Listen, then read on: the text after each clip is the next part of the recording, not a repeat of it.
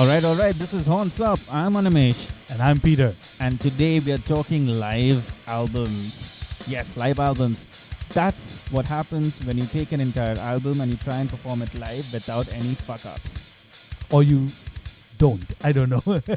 I don't know, man. The whole concept of the live album, it completely changed for me when I watched MTV behind the scenes or something for Kiss Alive. Oh, yeah. I've heard Yeah? that story. You heard that story? Yeah. And on it, they revealed that Kiss actually didn't play that well on the concert. And so they went back to the studio and overdubbed their parts. And my face was, or my reaction was just like, what the fuck? I've been lied to? Yeah. But again, I wouldn't put it past Kiss. I mean, come on, just look at their whole persona and stuff like that. But doing a live album for a metal band, that just completely changes the game, right? Like if we were to do that and news leaks out, probably no metalhead will ever respect you again. But now we're talking about Kiss, man. Kiss isn't metal. I mean, I love Kiss, but Kiss isn't metal. I mean, some of the cool metal, at least, acts that have released live albums, what I've enjoyed is, of course, Iron Maiden keep doing it every decade or so. Yeah, but you're still avoiding the question. What would happen if a metal band, or if you got to know that a metal band went in and overdubbed a bad performance for a live album? I'm going to be both ways. It depends on the band. I mean, I would be surprised if a band like, actually, wait, did Between the Buried and Me release a live album? I think they did, right? Yeah. And now if they can pull off, because their stuff is not easy to play. You have to realize that. But say if you have your hardcore punk or... Man, imagine mixing a hardcore punk live set. Try recording a hardcore punk live set properly. Or like a grindcore. I mean, just alluding back to our last episode. That's not easy at all. You're still avoiding the question. I would be very disappointed. I mean, I'm just thinking back. I'm not sure as yet if... Because two of my favorite live albums that I listened to growing up, one was the Guns N' Roses one that they put out, and also the Aerosmith one. The names are kind of completely lost to me at the moment. But if I found out that and again, probably they increased the volume of the crowds. Yeah. I'm not talking about mastering. Mastering is a different ballgame altogether. But going in and re-recording sloppy parts. I'm pretty sure Axl Rose would have done that. So I wouldn't put that past him. I would be disappointed because for me, till I saw Guns N' Roses, that was the next best thing, man. Sitting in my bedroom, playing it out really loud on the stereo. Yeah, and making sure that you can hear the audience and the audience cheering. And you sing along with them. Yeah, completely. Like my favorite live albums would probably be Iron Maiden's Rock in Rio. I've played that shit I don't know how many times. In fact, I used to practice playing along to that entire concert. Wow. Because, that live experience just couldn't be replicated anywhere else. That's one. I'm a huge fanboy for both S&M as well as Cunning Stunts, as well as Live Shit, Binge and Purge. I don't know how many times I've seen those DVDs or just videos. I'll say it out loud. I've illegally downloaded all of them countless times. Sorry, because Lars. I used to. We live in third world countries. Yeah. Then again, I did buy your albums and I did buy a ticket and didn't get to watch you because I was at Gurgaon when you guys didn't perform. Whatever. I know it was a safety issue. I'm still pissed. Anyways, I really loved Death's Vivis even before it was called Vivis because you could get both those. You could get both those sets, the one in LA and the other one in Eindhoven. You could get both of them online as such. Right. So I loved that live performance. There are so many of them.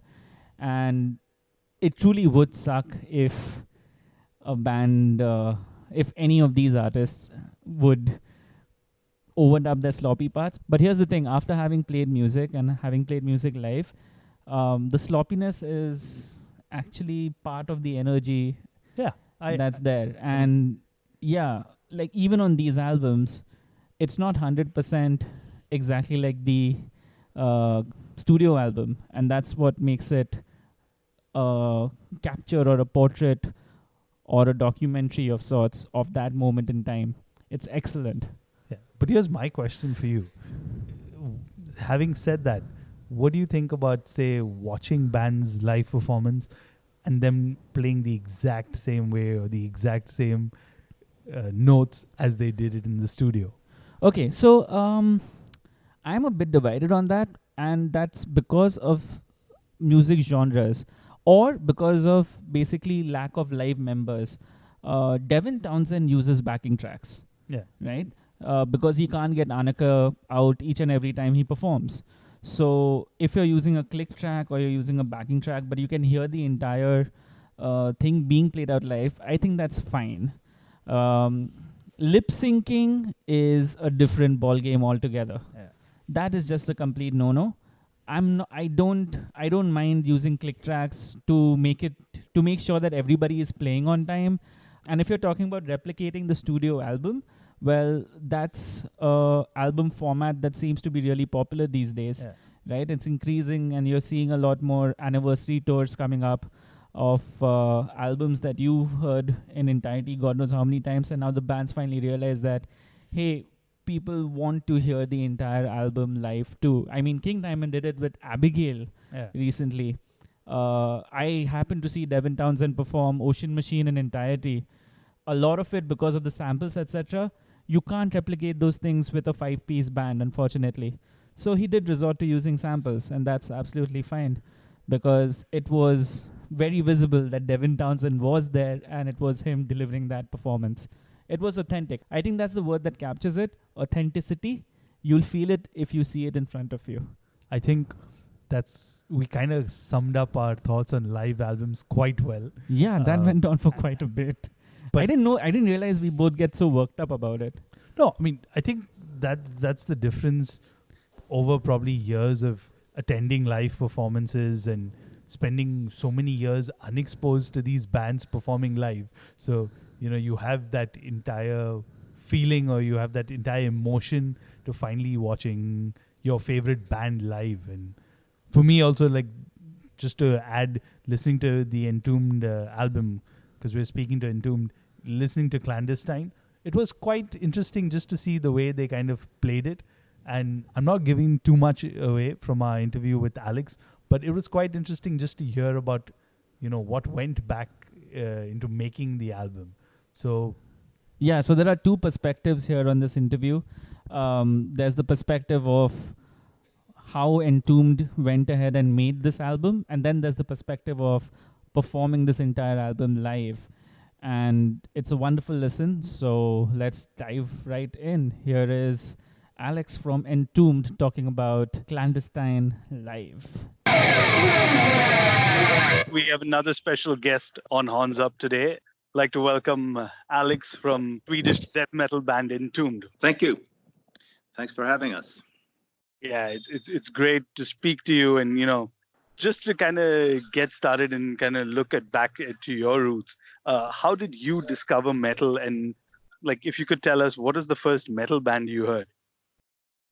I mean, I grew up with Kiss and Iron Maiden. I mean, if you go way back, that's my first introduction was probably Alice Cooper, but that was like before even knowing like about music. But seeing Alice Cooper on the Muppet Show was my first like opening the door into this world of cool things. So that's my earliest memory. And then probably 5 minutes later, one of our friend on like like a neighbor probably had Destroyer or something like that. And after that, I went and found Destroyer and Rock and Roll Over in like a sort of a flea market.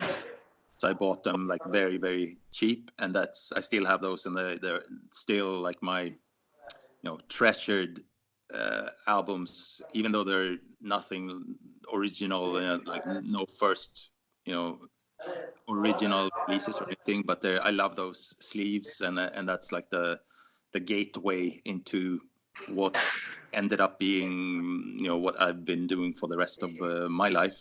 So it went from there to Iron Maiden and all that whole world with AC/DC and the classic metal bands into like maybe 5 years later or something, meeting up with Nick and other people and getting into the whole world of Metallica and Venom and Slayer, and so you just add more music. You were always looking for more, and I remember hearing like Slayer and stuff for the first time.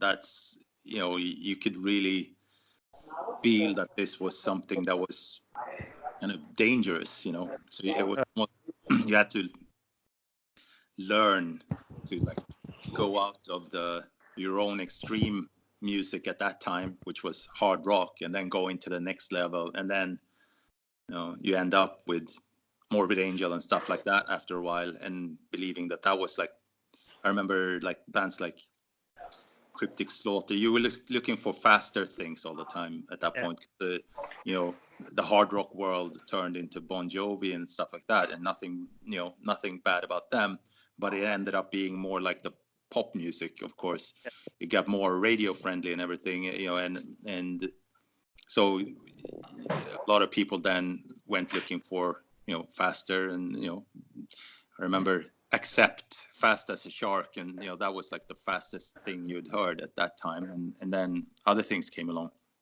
It's cool you bring up Slayer, because the last time Animesh and I met, we were talking about the time Slayer played in India, and Animesh happened to be at the show, and what an awesome show it was. Cool. Yeah, man, completely. 2-hour brutal assault.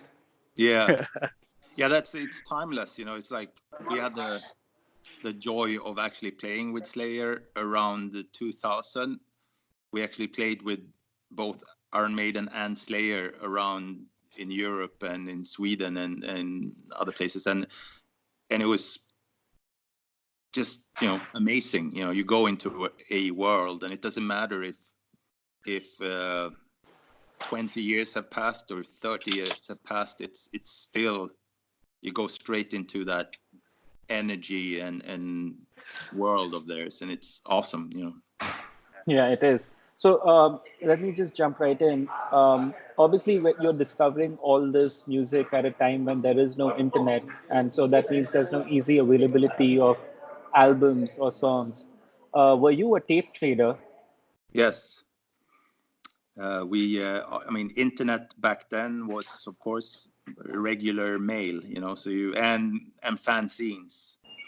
So, we like Kerrang and magazines like that. UK Press was like the mainstream, and then the next level was these fanzines like Slayer Mag out of Norway, and there was a few magazines out of Denmark, Mega Metal or something. That's sort of where we would read about Metallica or something like that, and then you would be happy when some of the more mainstream magazines, when they also did some pieces on like bands like that, but then finding bands like Sadus or Morbid Angel or Repulsion or these demo bands that we sort of got into, so that we have fond memories of finding music that way, which is really cool. And I guess it's probably the same now when you find you still get as happy when you find something new, but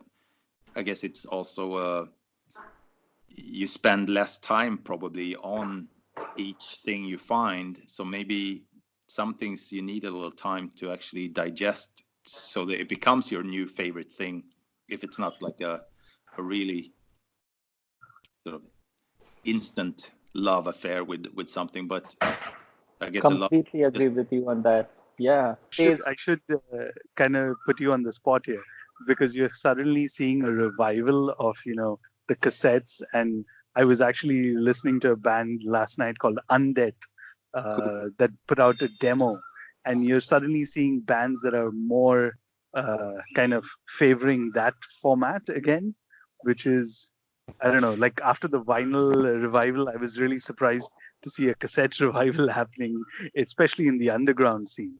Yeah, yeah, and I mean, especially us, since we sort of come from that era. Of course, we feel happy about it.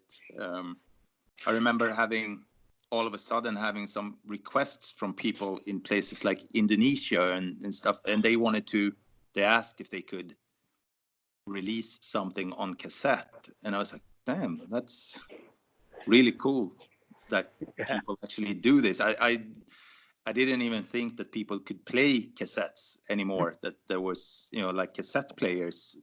I don't know many people in Sweden that actually have them anymore. I mean, I still have them, but I also still have like a VHS player, and most people don't have that either, Yeah, I still have my Walkman. Cool. I love all that. There's something different about that whole format and that whole era, I guess. But just kind of skipping forward, you started Nihilist in 1987, and you kind of previously mentioned also meeting Nikke. So how did you kind of form the whole band back then? We actually met at a summer camp, probably around 86. And what was the summer camp for? Yeah, me and Nick and my friend Leif and Daniel, who we started. After that, I wanted to start a band after meeting after that summer, and that's what ended up being Nihilist after down the line. And basically we were 12, 13 and 14 maybe, and just wanted to play music, and most people thought that what we were doing was pure noise and that we should play real music instead, and had no problem telling us that, of course, to our face, but for some reason we kind of liked what we were doing, but it was, of course, nothing that we thought that you could ever take beyond. Did you guys have formal guitar lessons or something, or did you learn things on the go? I had taken like classical guitar lessons, but I had no idea about band, how you play stuff in a band. I had no idea. That was through meeting Nikke. He was a year older than us, and he had already sort of played in a few band constellation. Like he always, I don't know when he started, but he always knew what he wanted to do. So he kind of showed us what you actually do. So and I think he probably had drum. I know he took drum lessons. I know, and I took guitar lessons. But he was already back then. He was a great guitar player already in my world. All right. How did the whole switch happen from Nihilist to Entombed? There never really was a switch in our minds at all. The only thing was we knew that there was another band in the US called Nihilist, and that they had started probably contacting us saying that they already had the name, blah, blah, blah. And when we were getting close to doing an album, I think we just thought that maybe it's best to switch the name anyway. So as I remember it, we knew about this US band, and the side story is that the guys in that band, they're actually this band called Blackberry Smoke now. Okay. And they were also on Earache for a while. All right. Years later, of course, they play this sort of Lynyrd Skynyrd type music now. But so it's a small world. But that's, as I remember, it was just Nikke realizing how this could be a problem down the line. And at one rehearsal, he had just found a book, like a small, like pulp fiction type, like mystery book or something.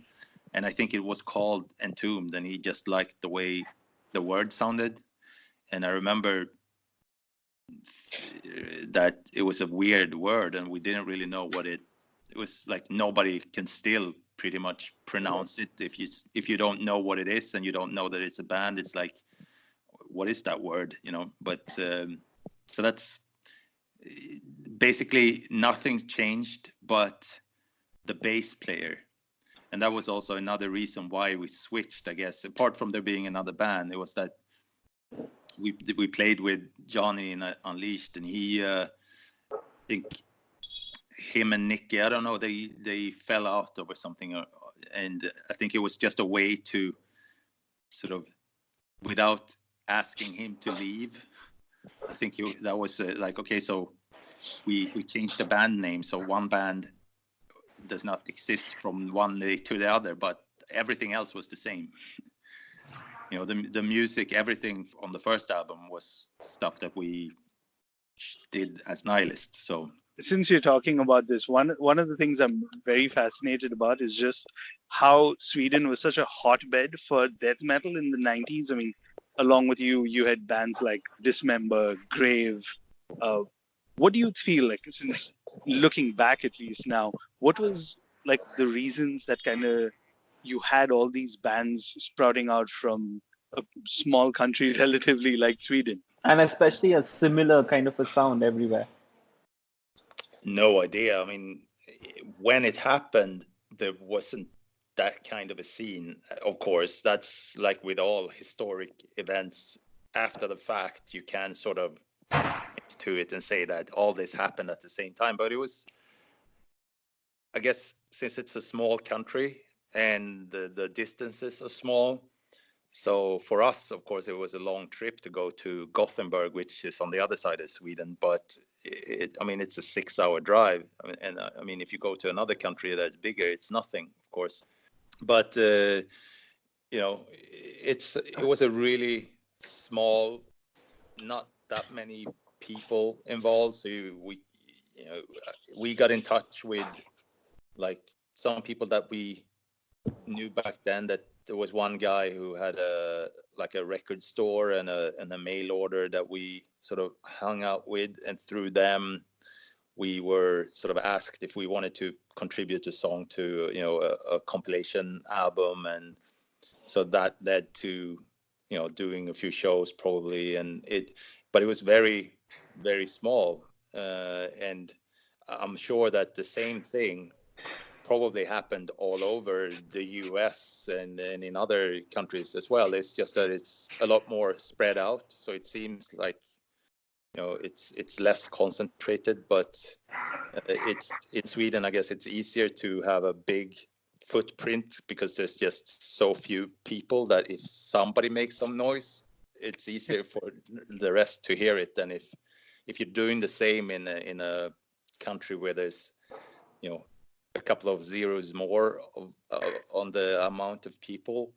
I guess it's harder to get your voice heard probably. I mean, that's the only thing I can think of, but because we basically thought that we were ripping off the other bands that we heard, through tape reading. So Okay.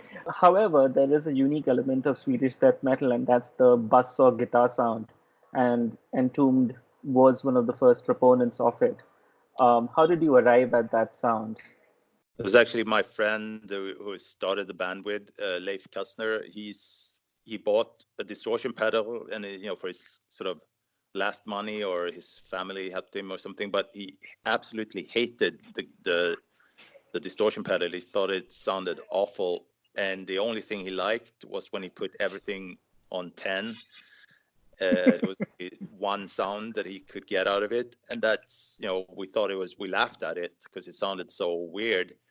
But then we started mixing it with the other guitar, and that became like down the line it became like a signature thing. But it's at the time it was not like it became a thought out process, but it was an evolution, so it happened. I say it happened as a mistake, almost as a if he had more money, he would probably have thrown that pedal away and bought a new one. Okay, I have to ask this as a follow-up. So considering that was a product of that distortion pedal, eventually down the line, when you guys have better equipment, You mentioned this as a thought process. How much time did it take you to replicate that sound, but with fancier equipment? Um,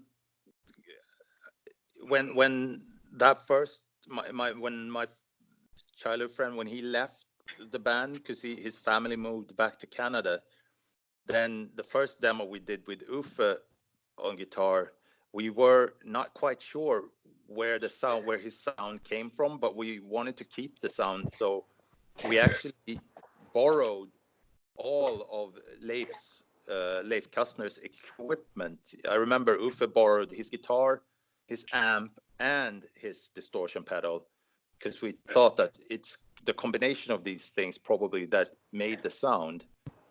To do that was when we did the Shreds of Flesh demo probably, and so we weren't quite sure ourselves. And then Uffe, of course, took it to the next level, developing it more. But it was somewhere around there that we figured out that okay, so it doesn't need to be the combination of that guitar and that amp and the pedal. So it was the pedal, and then he took it, and then we developed it even more for the first album in the studio, where Thomas Skogsberg came into the picture, and he helped us put it on tape, where he recorded it.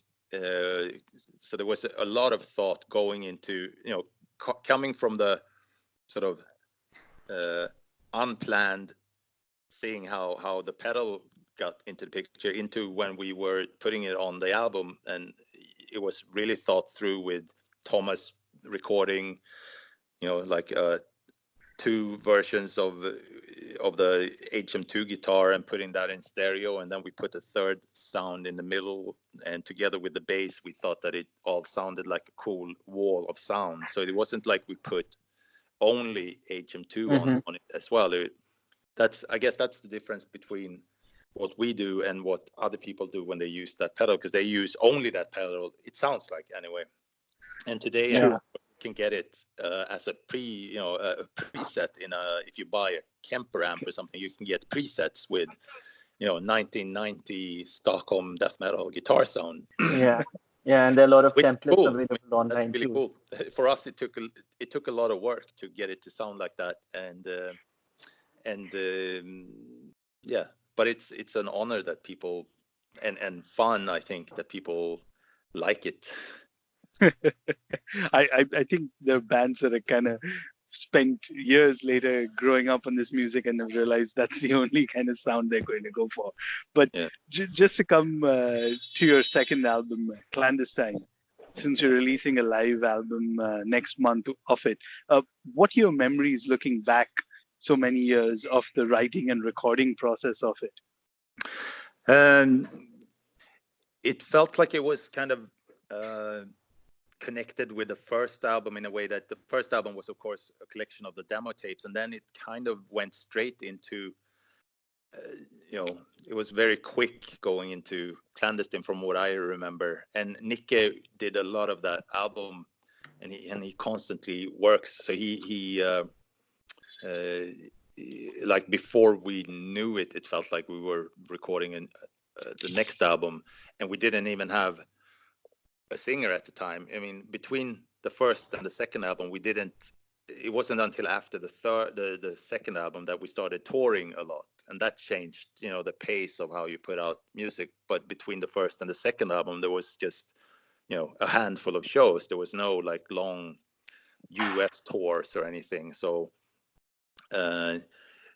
Nicke, asked Digby at Eric if we could record a new album pretty soon after the first one probably came out. I don't know exactly how long it went between them, but it wasn't that long, because he's a very restless guy. So he was probably, you got to remember that it was years, to us at least, it was not too long, but a couple of years making the first album, and before it came out, I mean, you already had ideas for the second one. So even though we didn't even have a singer or anything, we started working on the second one straight away. And And so that's kind of what I remember. And I remember the studio being very small. It was still like the first Sunlight studio, so it's a really, really small.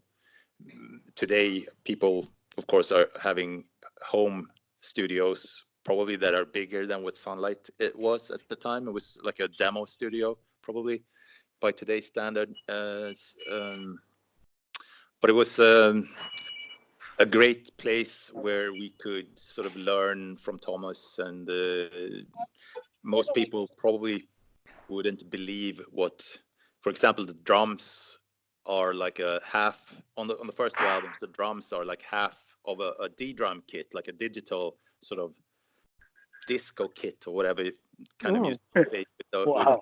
that Thomas had, and he just thought that it was easier to use it because he was used to recording with that. And Nicky probably hated it because it was like, it's not that, it wasn't really metal to play on a. Yeah, it doesn't have feel. There are not a lot of photographs from it.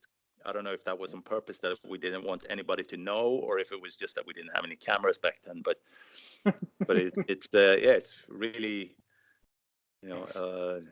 just learning and doing some more. And it was, the first album took like 1 week to record, and the second album was like double the time, so it was probably like 10 days. So it's really quick, and I guess it wasn't that much of a risk for Eric either. It wasn't like it was costing him millions to record these albums. It was like the first album cost like 1,000 UK Pounds. Wow. And the second probably like 2,500. So of course to us back then it was a lot of money, but down the line it looks pretty, it doesn't look like a major risk to let us go and do what we were doing, even though we didn't even have a full band. Since you kind of already spoke about it, I'm just gonna jump in with so you said you had the transition between albums where you had no vocalist. How did Nicky become the vocalist or record vocals on the album? We as I said, we started recording the album just by like, okay, we might as well start. And the idea was that we would find a singer down the line. We actually had already asked a friend to join, but we were such restless souls that we didn't really think about having the time to teach him the new songs or anything, because in the past we had like doing the demos, like you created the music in the studio anyway, so that was not strange to us to not have finished the songs with vocals before. So we went in and recorded, and then once it was done, I remember Nicky called me up and saying like, do you mind if I like put down some vocals, because I mean I want to try. And I was like, I remember just going like, yeah, if you want to do it. And then he did. And I think the first vocals that he put down, I think he did more as to show the singer what to do. So he put down like a demo of what he thought it should be. But then we went in and did a second one. Like now it's, we don't have the time to let somebody else try and get into this. So like he did another version, and then that's what we kept for the album. So it wasn't really a planned thing. It was just a decision that was taken as the album was being recorded. All right, that's quite interesting. Yeah. So next month, like I mentioned, you have a live version of Clandestine being released. And yes. What's also pretty cool about the album is it's rearranged with a symphony orchestra, and you also perform with the orchestra and choir. So how did the whole idea for this come about? Was it something that you kind of got inspiration from somewhere, or it was just something that had been in your mind for a while? It was a long time coming, actually. It came out of a long time of incidents that happened that I just kept in the back of my mind, and then as opportunities to do different things arose, I just said yes to, like, okay, yeah, we want to. Do we want to work with with an orchestra? Yeah, of course. I already had an idea that I had gotten through some other person mentioning that clandestine maybe would work for an orchestra. And then in 2010, somebody asked if we wanted to try and do it, and I just said yes. And out of that, this whole thing grew. So we did the first show in 2012 or 2013, I think. We did the first sort of within the orchestration, and then we did one more in 2014 probably, and then we did the big one in that we recorded with Nicky and Uffe, and so it was like a two acts, where the first act would be the orchestra in the focus, and we were more sitting in, trying not to destroy things, because they were playing it, totally like an orchestra, and they didn't really need us to be there. And then the second act was us doing the album from start to finish in our way, and that was a real challenge for us, because some of the songs had never been played live.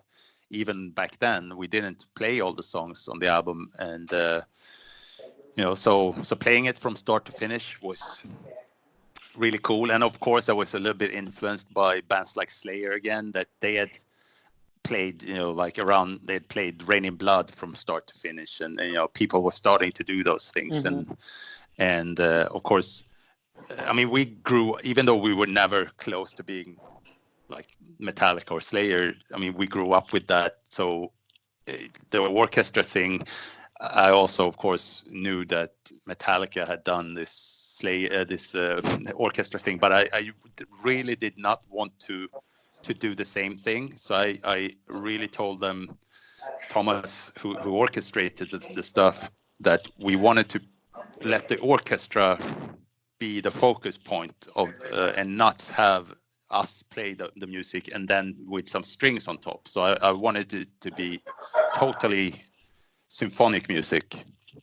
And then if he could add us in somewhere, if he thought that it made sense, then he could do that. So the first, the album that we release now is our part. That's the second part. And then we hopefully will put out the first part as well, the orchestra part, at a later date. So Right. The reason why they're both out is that to do this from the beginning, we created like a crowdfunding thing, just to be able to raise the money to do the filming and recording. And the people that supported this campaign, we made a DVD for them with everything on. So that's basically why the orchestra has been released at all to anybody, is because of this pledge campaign that we put out. Oh, okay.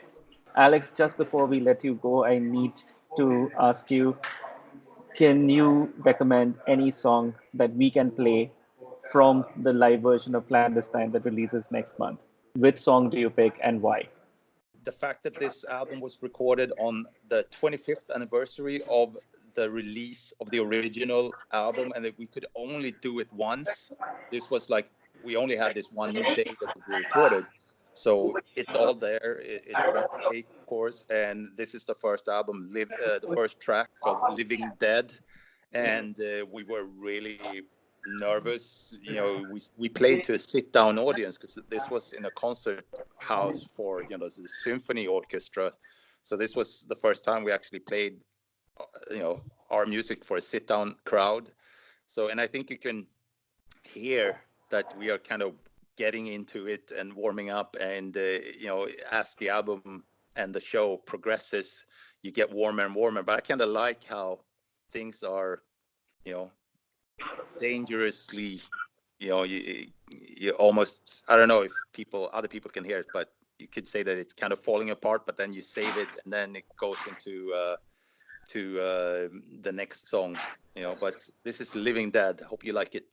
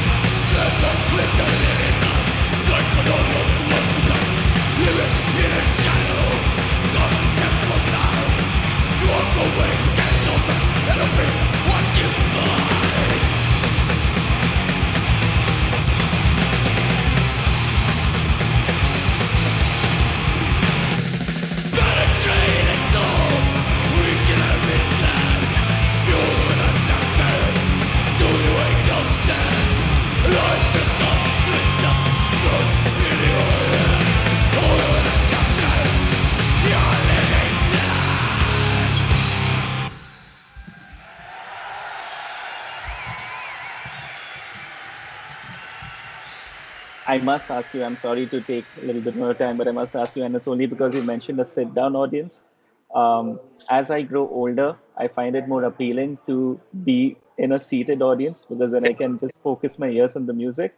Yeah. How is it like for you as a performer?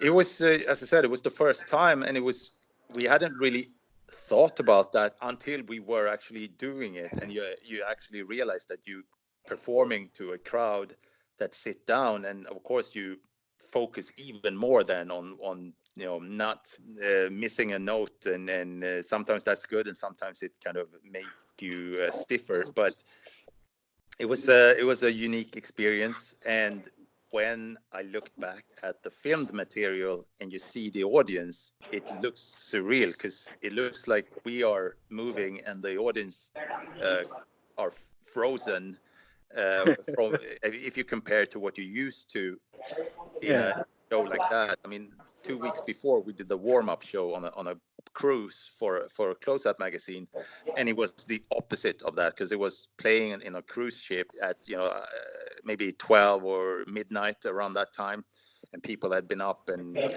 drinking for a full day or something. So it was total chaos, and this was the absolute opposite. People, as you say, sit down and they focus only on the music, and it was I think people really, it was a big change even for the audience, and I think they enjoyed it a lot, even though it was an unusual thing for them too, probably.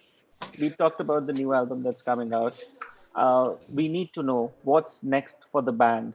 Any new music, new albums on our way? Any new tours? Are you heading towards Asia anytime soon? Maybe towards India? It would be really cool with Entombed. What's been really sort of our signature when it comes to planning is that we rarely have a plan. We do what we love and what comes up. And after doing the shows for this clandestine shows, me and Nikke and Uffe started hanging and talking about new stuff again, and we all agreed that this is something that we should do, and new ideas started flowing, and hopefully after this album has been released, we will sort of get back into actually finishing some of the stuff that we've already started. I mean, we have had some recording sessions leading up to while we were rehearsing and stuff. We played other stuff, and I could see that we started to turn Nikke back into thinking Entombed again, which is really cool to see. And I'm really glad to hear that. Mm-hmm. Completely. So you get Nikke and Uffe in a room, and you see that, like, okay, they start to get like ideas straight away, which was really cool. Where to hear that you guys are working, because I just realized it's been only 12 years since we last heard an Entombed release. Yeah, it's crazy that time moves so fast these days. I mean, back then we had only, like, when we started the band, we had barely been alive 12 years. So if you would have told us that it would be I remember when we between the third and the fourth album, there was a long period of time when we had these sort of disagreements with Eric, and we wanted to do the new album on another label for whatever reason. And I remember that year that we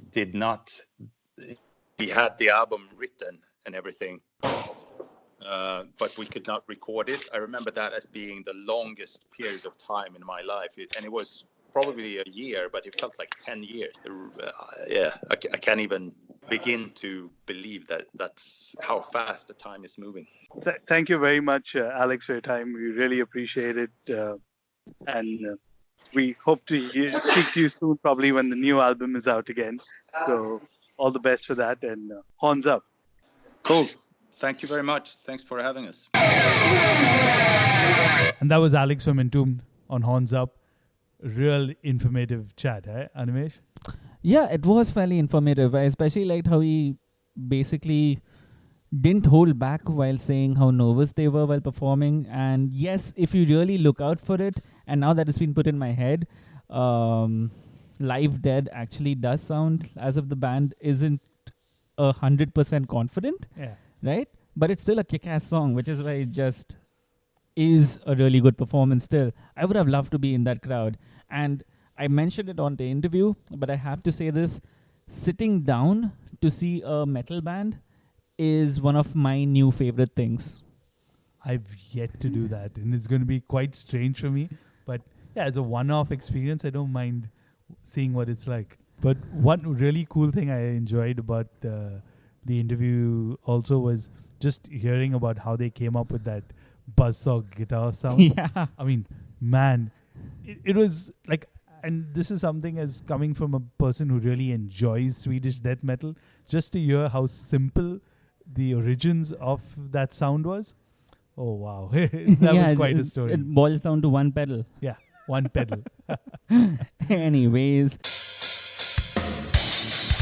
Alright, so that's a wrap on this week's episode of Horns Up. Find us on Twitter, you know where to reach us. Horns Up is at Horns Up Pod. I'm at Animesh.